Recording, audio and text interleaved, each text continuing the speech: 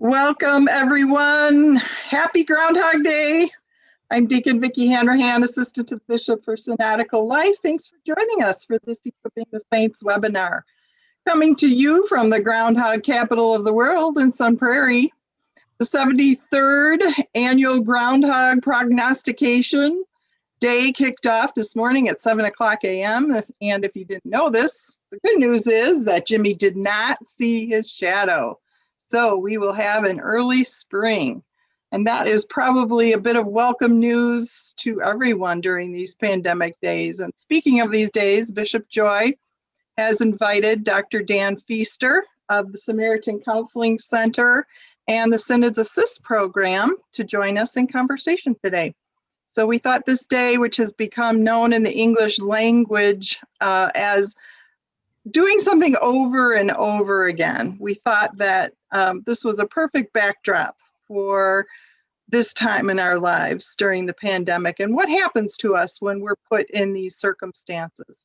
So Dan will shed light on what many of us are experiencing as rostered and will provide helpful insights for self-care. Also, as you know, we typically record these webinars for those unable to make it, or if you want to share the recording with someone. We do not record, however, the breakout groups. So when we're in those, you can feel maybe a little more relaxed about sharing. The links can be found on our website under www.sesw-elca.org/webinars for those recordings. And as always, feel free to put your comments and questions in the chat area below throughout the hour. And now I'll hand it over to you, Bishop Joy, for a word of prayer and to introduce our guest speaker. Thank you, Vicki. It's good to see all of you and welcome to this time together. It does not feel like it's going to be spring anytime soon over here on the east side of Madison. It has been just chilly in my house all day. So I hope that Groundhog over there in Sun Prairie is right, because I think I'm ready for spring already. Let us join in a word of prayer, and then I'll introduce Dan for us. Please pray with me. Good and gracious God, we do give you thanks this day. Whether that Groundhog is right, whether Jimmy is any good at his job or not, we give you thanks because this is the day that you have created. And we give you thanks for giving us this time and space to join our hearts and minds and to contemplate the call you have for us, the call you have for us to be servants of yours, but also, Lord, the call you have of us to care for ourselves and to care for the communities that you've entrusted to us. So Lord, bless this time that we have together. Bless us with a spirit that allows us to recreate and to listen to you. In Jesus' name we pray. Amen. So it is my delight to introduce to you Reverend Dan Feaster. He's the Executive Director of the Samaritan Counseling Center. He's a psychotherapist. He is a licensed clinical social worker and a substance abuse counselor. He's also an ordained ELCA Lutheran minister. He graduated from St. Louis University with his master's in social work. And he also graduated from the Lutheran School of Theology with a doctorate of ministry in pastoral counseling. So I should have called him the Reverend Dr. Dan Feaster. So I apologize for that. Many of you know that he is a trusted synodical partner of ours. He helps many clergy in our synod and others throughout this part of the state with his clinical skills and his therapy skills. He runs our Synod's Assist program, where he provides counseling services for our rostered ministers and families. So he's not new to some of you, but he may be new to a few of you. So thank you for spending time with us this afternoon, Dan, and welcome to Dan Feaster. Thank you, Bishop Joy. So welcome, everybody. Happy Groundhog's Day.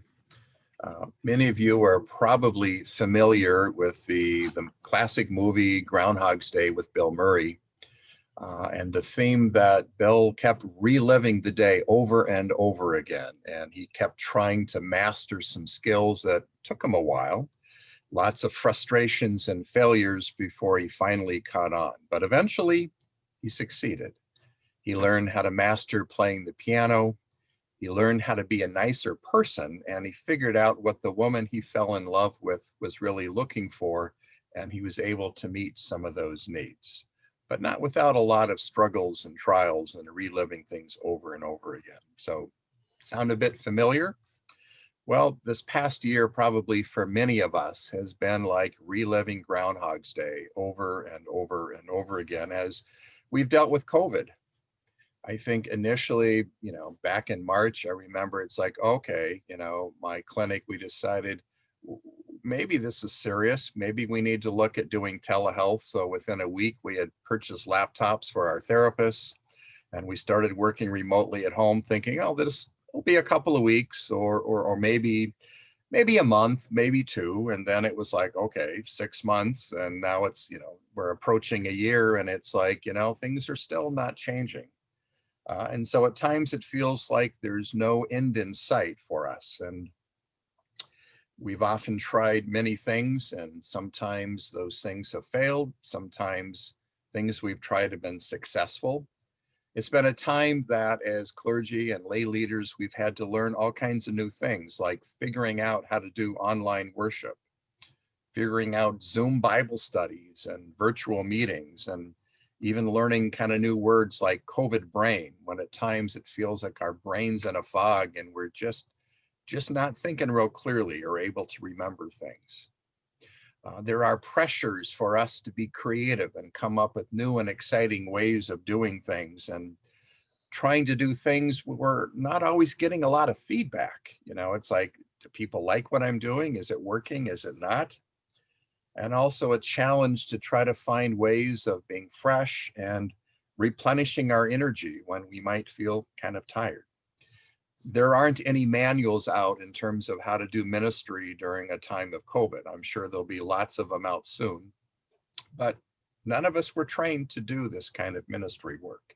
And I think many people are asking the question, what's normal? And am I doing enough? This past year, I've had the opportunity and privilege of working with many clergy and lay leaders within our synod. And I also work with people of many other denominations as well. And I found a number of themes that have kind of played out that a lot of pastors have talked about. One theme is just a sense of being exhausted, low energy, being tired, to the point of saying, I don't know if I even want to continue doing parish ministry anymore or not. And some that are even considering an early retirement. It's like, this is hard. I don't feel a lot of fun or passion. So just a sense of being exhausted. A second theme that I've noticed is a sense of fear by some. How will we pay the bills? When people don't come to worship, they often don't give their offering, and maybe there's some online opportunities, but how will we pay the bills? Will our church members return back to church after the pandemic, or will they just get used to staying home or tuning into something when they want? Will we lose members? Will my church even survive? And then even a broader question that I've heard by some pastors, really looking at what's the future of the Christian church? How will churches in general continue to thrive or even survive? A third theme that I've heard from clergy is often a kind of a profound sense of loneliness.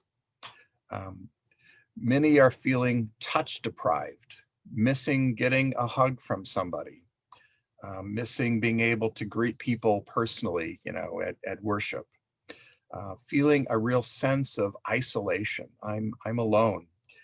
This is especially more challenging for pastors that are living alone, that are single or living alone, don't have roommates or anybody around, that are often really feeling that sense of loneliness. And some are getting some needs met with a dog or a cat, and there's even a shortage of getting pets. So that's been a real challenge for some people. A fourth theme that I've heard a lot from clergy is a sense of, I feel inadequate. I don't know how to do ministry this way. I was never trained. I'd never done virtual much of anything, and trying to figure out how to do that. I think some clergy are struggling with, am I doing enough? Is what I'm doing good enough? I've heard a number of clergy that probably already are struggling with perfectionism that are saying, doesn't feel like I'm perfect enough. I'm not feeling competent, and struggling with, various tasks like doing virtual worship. Another theme that I've noticed is a sense of struggling with various tensions. There are tensions, within the congregation. Do we worship in person, or do we continue to worship virtually, or a combination of that? There's also tension of trying to deal with the frustration that sometimes neighboring clergy are doing things different from what maybe you're doing, and maybe a parishioner says, Pastor, the church down the street, they're worshiping in person. Why can't we? Or, I just heard one of the churches in town, they're singing. They've got a full choir and everybody's singing. Why can't we? And so some of those tensions about how do we compare with what others are doing. And then recently we're dealing with political tensions in the congregation. The struggles between maybe part of the congregation that might be more conservative or Republican, some that might be more moderate or liberal Democrat, and trying to say, how can we live with our neighbor? How can we, maybe as a pastor that might be a little bit more liberal minded, deal with congregations that might be a little bit more conservative minded in some cases. There's the tension of, do we wear masks or not? Now in Madison, that's not as big of an issue, but in many rural areas, that's a huge issue, in terms of places where I have a right not to wear a mask, or I don't think masks are helpful anyway. There's the tension of, do we sing when we worship together, or do we not? In addition to kind of all the various technology challenges that I think people are continuing to struggle with. And then the last two finally is, many clergy are struggling with a sense of depression. Clinical depression from kind of mild to moderate, and others are struggling with a sense of anxiety, again, from mild to moderate. For those people that already dealt with some depression or anxiety, in many cases, it makes it a little bit worse. But even those that have never been diagnosed having depression or anxiety, or, fitting a lot of the symptoms, and could get that diagnosis, because it's been hard. So those are some of the kind of the negative challenges. But there's also been some positive challenges and opportunities related to COVID as well that I've picked up in some of the clergy that I work with. One is there's been an opportunity to learn new skills, to saying, it's been kind of exciting, challenging myself to learn how to do new forms of technology that, it's going to be around, and it's probably going to be more relevant going forward, and learning how to do virtual worship. There can be a challenge or an opportunity to learn to be more creative. I need to figure out ways of being creative so I can cope with my ministry. And I think for some, it's really provided an opportunity to rethink ministry, really to examine what's important. Are the things that I've been doing for the last many years to many decades, are those still relevant today? Or do I really need to reconsider and take a look at some of those things? I know for some pastors, they've told me that through the struggles they've experienced, some of them have really turned more to God and have talked about experiencing a deeper faith and a deeper spirituality that they're experiencing. Well, others, it's the opposite of that. I know some clergy have experienced and learned to be more assertive, to saying, I can't do it all, especially dealing with kind of some of the new challenges. And so I'm needing to learn to ask for help. I'm needing to say, I need help with technology, or I need help making phone calls. And so being more assertive has been kind of a positive thing. I think many clergy are really learning and being intentional about being a non-anxious presence, or being less anxious, to say, when I'm working, ministering to people that are pretty anxious and fear driven with all that's going on with the pandemic and with politics, I need to be the calm presence. And, I've been working really hard at trying to do that. I think some clergy are able to really begin to feel and accept grace and what that means.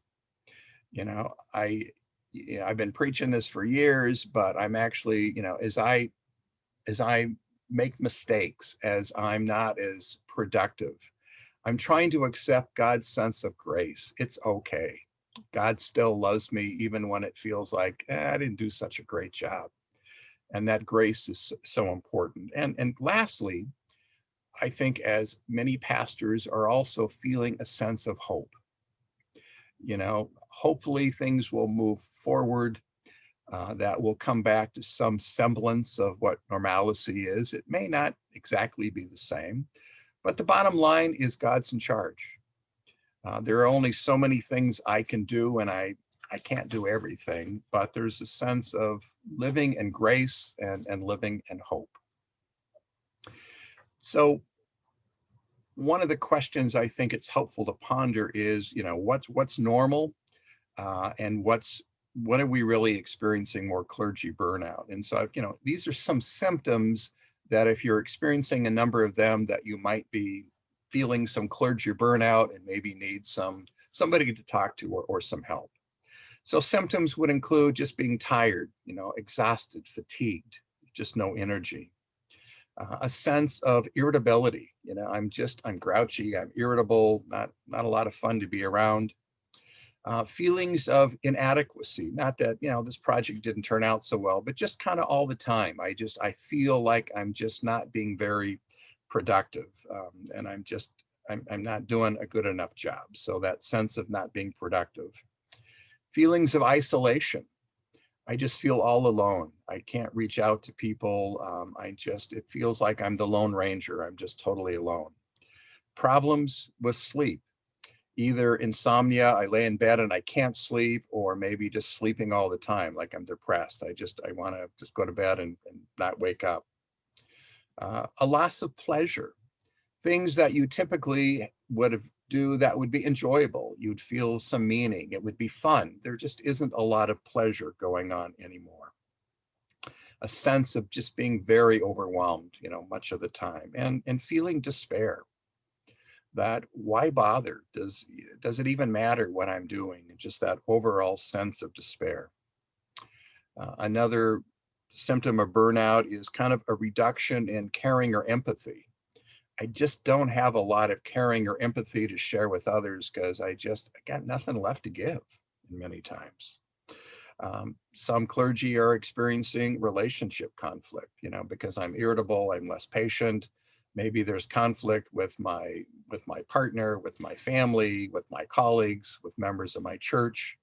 So experiencing relationship struggles.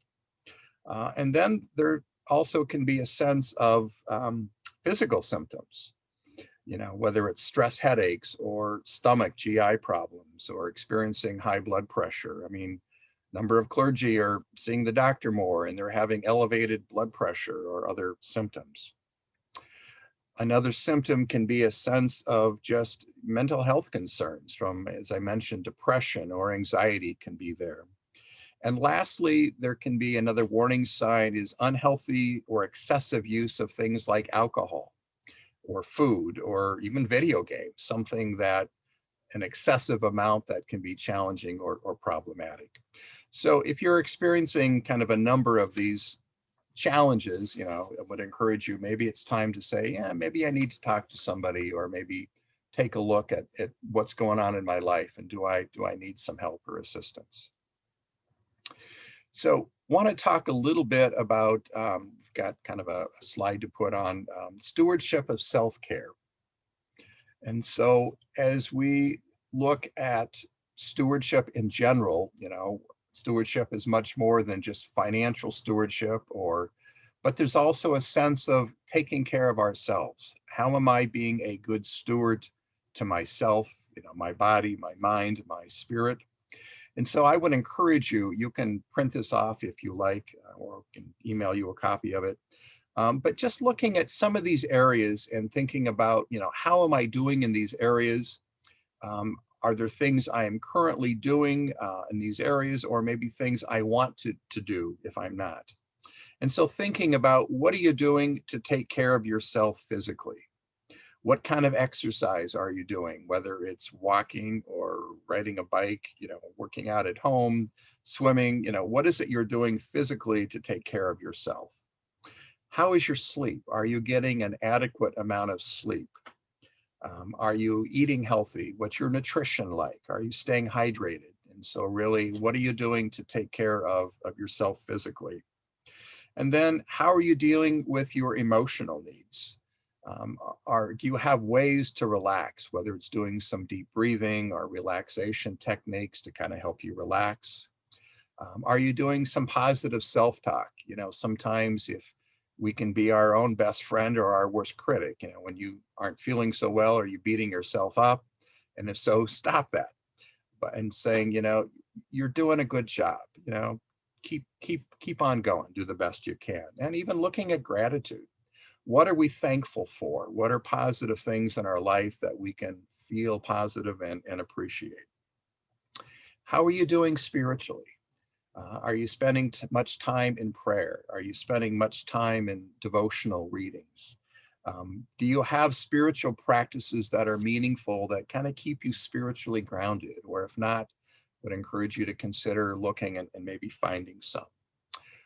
What are you doing to take care of yourself intellectually? How are you challenging your mind? Are you reading new things? Are you learning new skills, finding opportunities to kind of learn and grow and challenge yourself?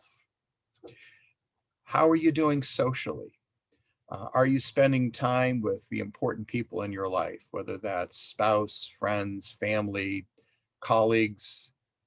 What are you doing socially to kind of meet some of your social needs? Are you spending time with people that are nurturing and supportive of you?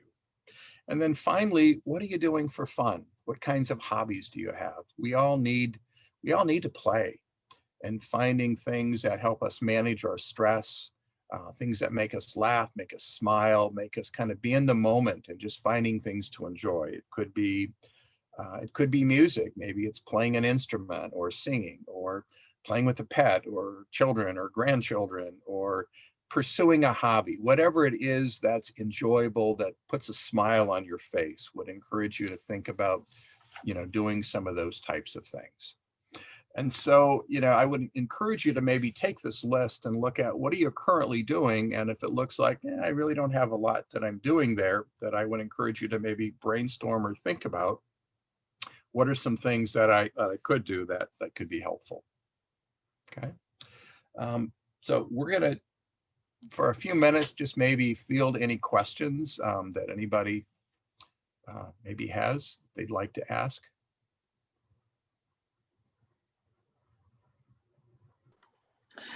So I had one, Dan, that I put in the chat. I've been curious about this because I've heard from a few of my friends in my book study group that some people are having a hard time just focusing enough to even read a book. Yeah. I recommended to a couple of people recently that said, I just can't concentrate to explore things like books on tape or listening to podcasts or, video clips or something, because concentration is reduced. I mean, that's a sign of stress. Okay, I wondered what causes that particularly. So because your brain is preoccupied with the stressors, is that what's going on? Right. I mean, stress affects us physically, emotionally, intellectually. And so mental stress, maybe our concentration is diminished. I have a hard time thinking. I'm reading the same paragraph over and over again, and it's like my mind is tired. So I'm just not learning or concentrating. And so at that point, maybe just, do something different. Or some people might learn better more with kind of like books on tape. They're more audio, in terms of audio types of things, may be helpful. Or sometimes even a reading, if you can't concentrate, to distract yourself from other things is okay too. Or reading something for fun, even though you're not totally grasping at it, kind of helps take your mind maybe off anxiety. Sure.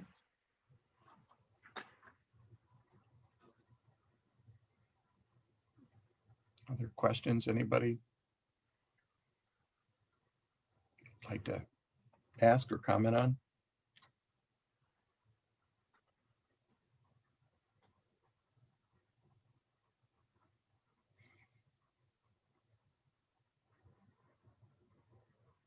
I would real quick. Deanna, your comments obviously have a lens toward clergy and workers in the church, but certainly I see this in a lot of people that I'm connecting with, teachers and healthcare workers among those who are also particularly stressed, and others in a lot of ways. Clearly, maybe about 20 or so percent of my caseload is working with clergy, but I work with everybody else as well. And, I think for many people talking about COVID or about what's going on in our country right now, I mean, that's just huge. People need to process that. And I found sometimes it's helpful just to kind of let them vent or process, but also maybe to give some clues of hope. And especially when we have people of faith to be able to say, God's there. God doesn't promise to take away all of our challenges and problems, but does promise to be with us, so we don't have to be alone. But yeah, these challenging symptoms, I think everybody, from kids to adults to, everybody's feeling the same things.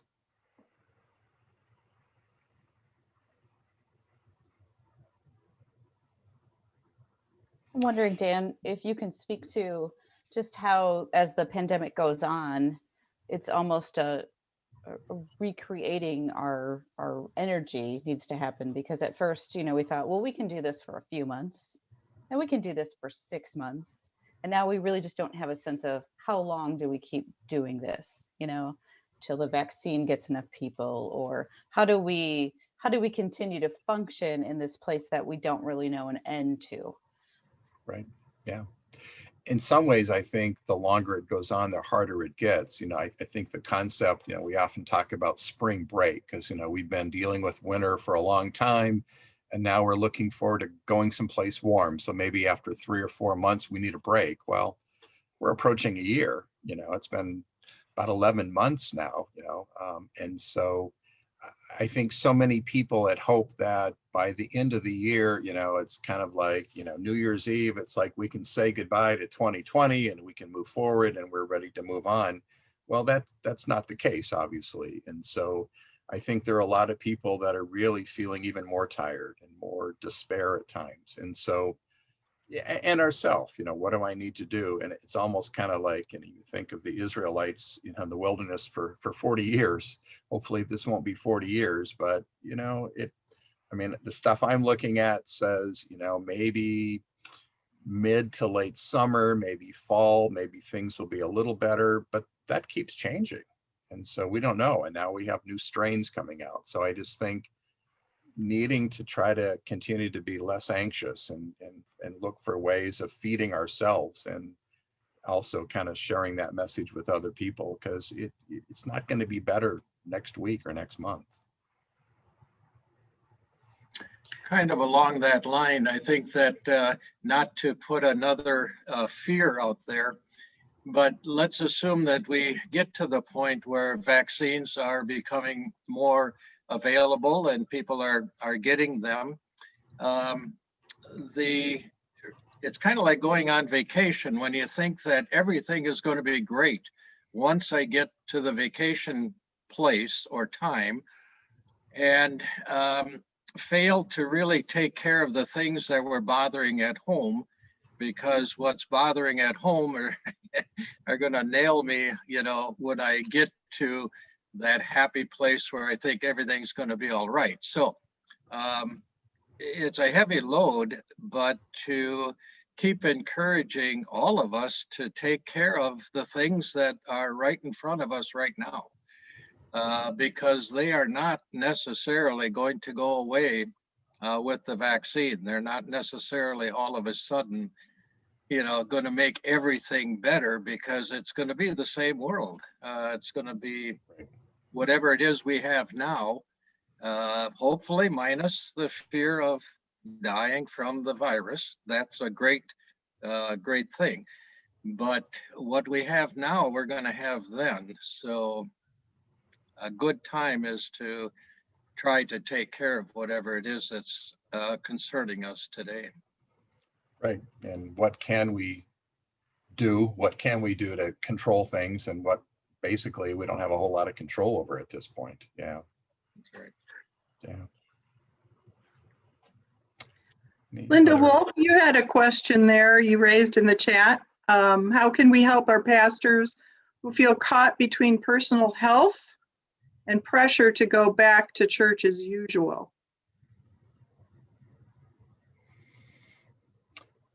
Yeah, I think trying to be sensitive for lay people of kind of what pastors are going through, and a lot of pastors don't want to share all of this. And so sometimes I think pastors feel like I need to be able to handle everything and don't want to burden the congregation with what's going on, but to be aware that, it's a challenging time. I mean, and some pastors are doing better than others, but I think all pastors are struggling. I mean, this is a challenging time for people. And so maybe just asking your pastor, what can I do? Or is there a mutual ministry type, committee that can be supportive of my pastor? What are some challenges or tasks that maybe members of the church could try to be helpful with moving forward? I think could be helpful. Okay. So I'm gonna maybe have us go into breakout rooms and in small groups, of kind of 3 to 5, and for 10 minutes and kind of really focus on two questions that you're comfortable or willing to share. And so the first question is, how has COVID affected you personally during this past year? And are there things that you have found to be helpful that maybe you can share with others? It's like, here's a tip that I did, and it's really been helpful. So how has it been affecting you personally? And is there a suggestion in terms of what's been helpful? And so spend about 10 minutes in your small group kind of discussing that. And then we'll come back, and maybe for a few minutes, if anybody wants to share anything with the larger group, then you'd be welcome to do that. Okay.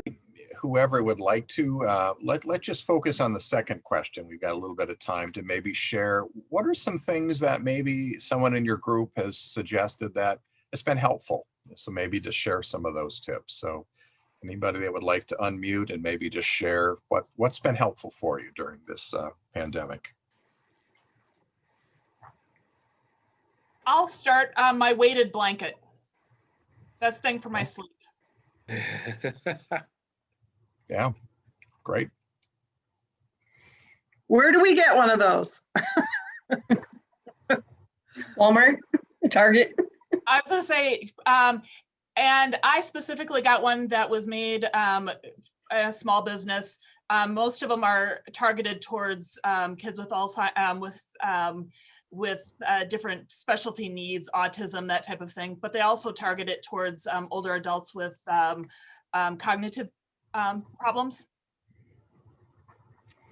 Yeah, I have a number of clients that are older and they don't really have any problems other than sleeping issues, and that's been helpful for them to sleep at night.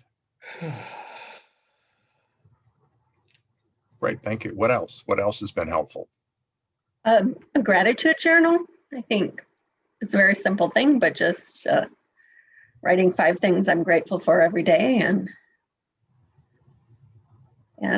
it could be as simple as snowfall, but just remembering there are good things to remember. Great. Yeah. That's helpful, especially when we're tired and we're not seeing anything positive this moment, to remind ourselves there are things we can be grateful for. Yeah. I would bring up that there are times that I feel that I have to Zoom less, pick and choose what I want to Zoom, because sometimes it's 4 or 5 sessions in a day, 20 hours a week. So I pick and choose what to Zoom and what to Zoom out. Yeah, great. Being more selective, and prioritizing what's necessary or what's fulfilling to me, and what is it time just to say, I need a break, stop. Good.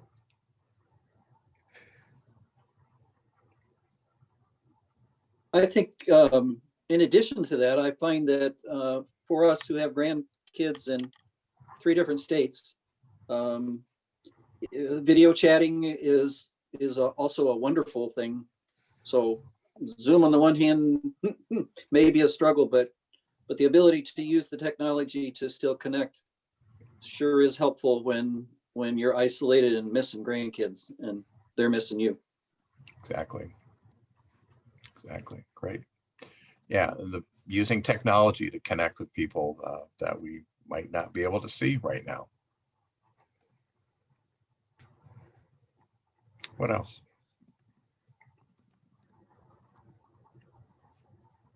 I heard recurring themes of being outdoors, being in nature, whether that was during the time when we could be out fishing or in the winter when we can be out sledding. So just seeing something differently, looking at something beyond the computer screen, looking at vast open spaces. Yeah, sure. Appreciating the beauty of nature, or being out in it, going for a walk, or enjoying the snowfall. Yeah. Dan, it's Fred Rilling. One of the things that's been really helpful for me in my work setting has been to have set sort of parameters of when I think things will change, and so that I can look down the road further than a week or a month or even a couple months. Early on, that was especially problematic because everything, you remember back a year, well, last March when, day 1 was this and day 2 was that and day 3 was that. And by the time I got around to trying to write something to the congregation about what we're going to do, it had changed again. And so having a longer trajectory to plan and just to kind of say, well, I don't think we're going to be, personally, I don't think we as in the collective, we will be publicly worshiping in congregations until the fall, if we're able to do it then, like we did before. I don't have any hope that what I'm hearing is going to make that happen any sooner than that. And so I'm operating on that sort of premise, even though I'm not telling people in our congregation that, and I'm not demanding that that's the way it's going to be. I just don't think that's going to be reasonable to expect before then. And so that helps me not to get all crazed about what should happen next week, the week after, and all that stuff. Yeah, planning for it long term, so not continually being disappointed, like next week or next month will be fine. Now it's not, because that's exhausting. And so preparing to hunker down and do what we need to do and be pleasantly surprised if things turn out better, and we can, but also learning to adapt, whatever, because we constantly have new information about COVID and what we need to do or not do. Yeah. Good. What else?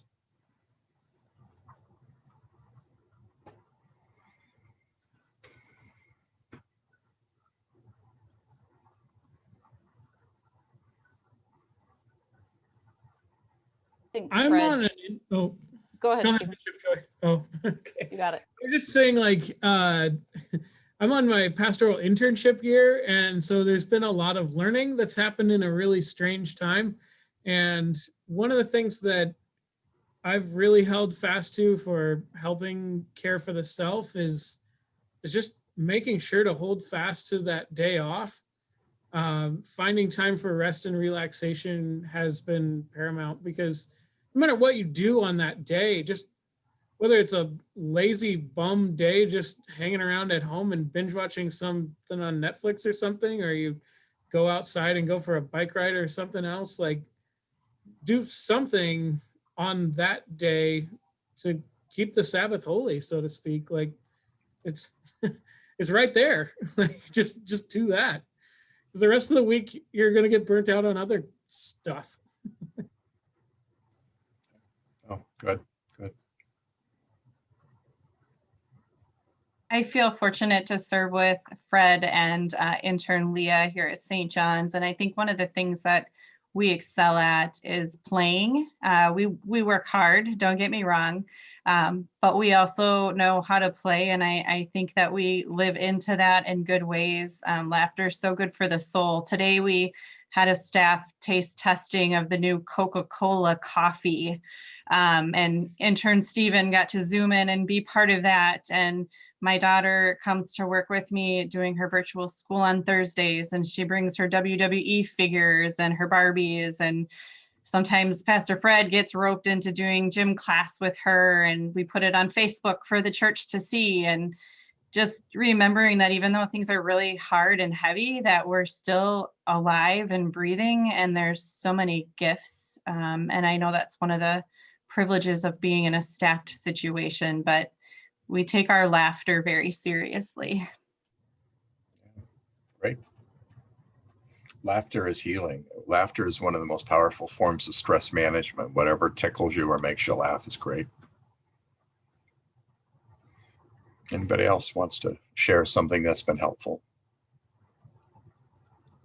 I just started a new devotional called 12 Tiny Things. I don't know, it's like a series, I guess, but they have a calendar inviting you to do one tiny thing per day. And for me, I'm a young mom, busy pastor, wife, and to be able to do one just a really small thing for myself or something that's healthy for my soul is really nice, and to not feel like I failed at doing that big thing. So to be able to accomplish something really small is kind of cool. So that's been helpful for me. Yeah, and looking at small things can be helpful. We may not have an hour to do something, but maybe you have 5 minutes or 10 minutes. And it's like, take advantage of that 5 or 10 minutes. You go for a walk or get a drink of water or do something that can be positive and helpful for you. So, okay, good. Thank you for sharing. So a couple of kind of comments or kind of closing statements, and I think then Vicky's got a few announcements, and we'll turn it over to Bishop Joy. So if anyone is interested, I am starting a clergy self-care group coming up. It'll be the 4th Tuesday of the month, starting February 25. We'll meet for 2 hours from 9 to 11 in the morning. This will be free, some funding from the Synod, so it doesn't cost you anything to do that. We're looking for maybe 8 to 10 pastors that will get together once a month and be mutually supportive for one another, and kind of we'll use some of the kind of the wholeness wheel that Portico put out in terms of really looking at how do I take care of myself, and looking at kind of an accountability piece. So looking at ways of just kind of being, supportive and sharing ideas like you just did, and how to hold each other accountable. So that will meet monthly for 8 months, starting February 25. So I know in the Synod newsletter that just came out, my email address and phone number is in there. So if you would like to be part of that, just send me an email or give me a call. Depending upon need, we might look at an additional group or so, but it's available, it's free. Would encourage you to maybe take advantage of that. Secondly, as a rostered member in our Synod, a clergy person and family, you're entitled to be part of the Assist program. That's 3 visits. That's free, and it can be for a clergy person, spouse, children. There can be included in that. If additional sessions are needed, then insurance can kick in, and that can be for anything. It may be struggles dealing with COVID. It may be dealing with relational struggles. It may be dealing with congregational issues, dealing with a difficult person in your congregation, or pretty much anything that would be helpful for you to discuss. You're certainly welcome to do that. And thirdly, would encourage you, if you're not a clergy person or have members in your church that are struggling, to do some counseling. Just kind of put a plug in for the Samaritan Center. The Samaritan Center that I'm the director at, I have 8 therapists.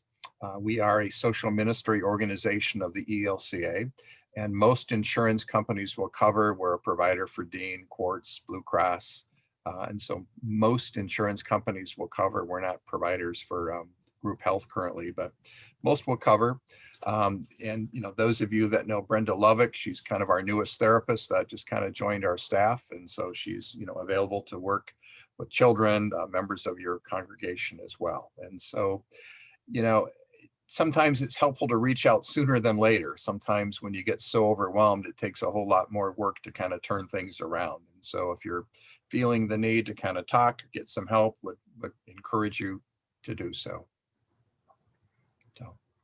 Great. Thank you very much, Dan, for being with us today. Just a couple of announcements. In 2 weeks, we'll gather again on February 16th. Bishop Joy has invited Petter Johansson to refresh our Bible storytelling skills.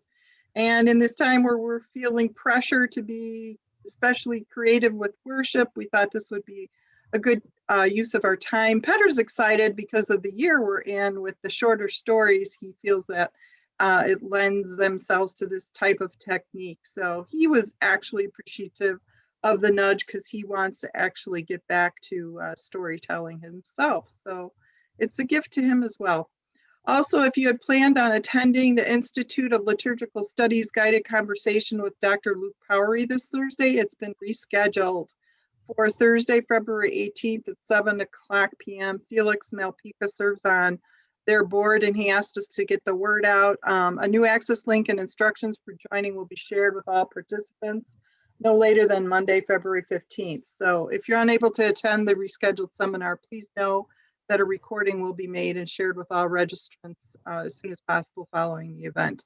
And finally, to all our rostered on the call, just a friendly reminder to please fill out your rostered leader reports and email them to Robin. Robin organizes them. She doesn't read them, but she organizes them for the bishop who reviews them. So thanks for taking care of this important task, and see what matters for the link to the page on the ELCA website where the various forms reside. Bishop, any final comments? Yes, please get those in. So Robin's going to give those to me in a batch, and I'm going to be looking at those and writing back to all of you. So please, if you could, that'll also help me get to know you better, because I don't know all of you all that well. So that'll help me just have a chance, a little introduction to you as well. So please do take the time to fill those out. And just as a parting comment, we are very lucky here in South Central Synod to have the Samaritan Center and Dan and his staff at our fingertips. And I do just encourage you to take advantage of the assist program. If you have any of those needs that Dan just lifted up, it is a huge benefit to us here in the South Central Synod. So please do take advantage of that. And if you want to learn more about that and don't want to just take the leap to call Dan right away, you can certainly be in touch with me about that as well, and I can give you more information about the assist program as well. So thank you all for joining us this afternoon. We look forward to seeing you again in 2 weeks, and have a good afternoon. Thanks for joining us today. It's always better with you here.